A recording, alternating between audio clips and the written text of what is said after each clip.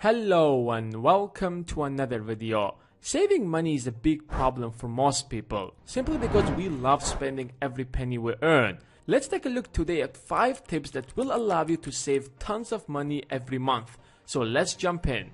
Let me introduce to you 3 of my friends, Bill, John and Brandon. Bill is 25 and loves spending money. He's like most of us. He doesn't save his money because he has a stable job with a salary of $36,000 after taxes that covers all of his expenses, mortgage, car, and the new iPhone he recently bought. As time goes by, Bill gets married and he becomes a father. Now, instead of covering only his expenses, he has to cover his child's and probably wife's expenses as well. But his salary only has increased by 15% in the last 5 years. So now he has to cut down his spendings to be able to pay for all the necessary things. As life moves on, his salary keeps increasing, but not as much as his expenses. So after many years, Bill decides to retire, but he finds that he hasn't saved any money for that, so he's left with no other choice but to keep working. On the other side, John doesn't want to find himself in the same position of Bill when he reaches his 60s, so he decides to save 10% of his income, hoping that by the time he's 65, he can stop working and enjoy his life. After 40 years, assuming that his income increases by an average of 3% a year, he manages to save $264,385. Obviously, that's not enough money to travel the world and cover your expenses for the next 20 years or so, but at least that's way much better than Bill. Now, our third friend Brandon, who is also 25 and makes relatively similar income, realizes that saving 10% of his income is not going to make him financially free anytime soon. And if he wants to see any significant difference, he would have to wait until he's 65. So he decides to take a different approach. Instead of saving only 10% of his income, he decides to save 25%. And instead of simply saving it, he decides to invest it into an investment fund.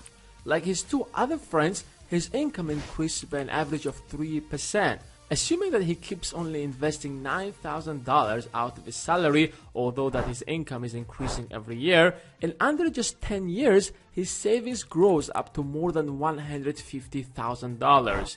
He can withdraw that money and start his own business and maybe retire earlier, or he can simply keep it in investment fund, and without saving a single penny for the rest of his life, that initial savings of $150,000 will grow up to $4.2 million by the time he retires. So compared to Bill and John, Brandon will have either retired earlier or will have an amazing retirement. What sets Brandon aside from the other 2 is that he knew if he would sacrifice 10 years of his life now, he will be able to live the rest of his life as he wants. So the first idea is that you should know exactly why you want to save money in the first place. A lot of people give up and stop saving because they don't see exactly why they are saving in the first place. Your goal shouldn't be to save for a great wedding or a brand new car, because once you get that car, you will go back to your previous position and still face those financial challenges again. So the ultimate goal should be to achieve the financial freedom.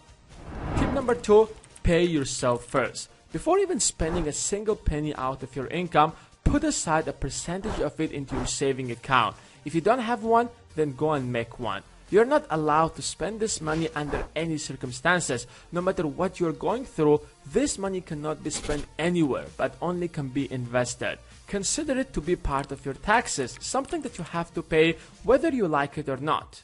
Next, know your expenses. If you're not a consistent saver, then it might be really difficult to start, especially in the first couple of months when you realize that your savings aren't growing as fast as you would want them to. So instead, know your expenses first. Spend the next 30 days writing down every transaction you make, so that by the end of the month, you will have a detailed understanding of how exactly you spend your money, and you can deduct your expenses in those areas that don't have a big effect on your life.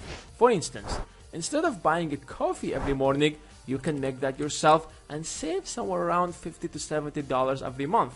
Instead of driving, use public transport to get to your job if it's more affordable, and you might save another $50 to $60 there.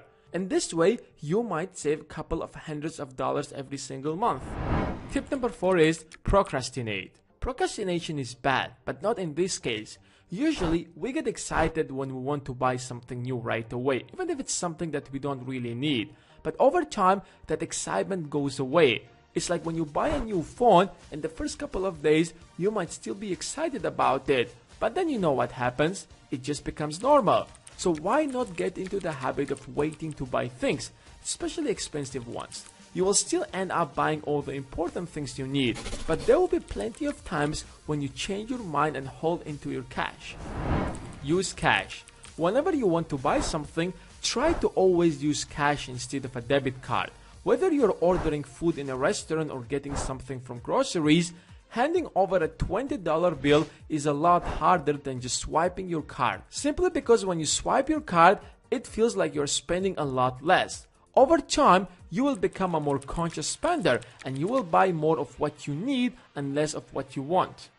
So these are 5 tips that will help you to start saving money. I hope you have enjoyed this video and learned something helpful. If you accidentally bumped into this video, then subscribe for more similar videos. And as always, give this video a thumbs up and I'll see you guys in the next one.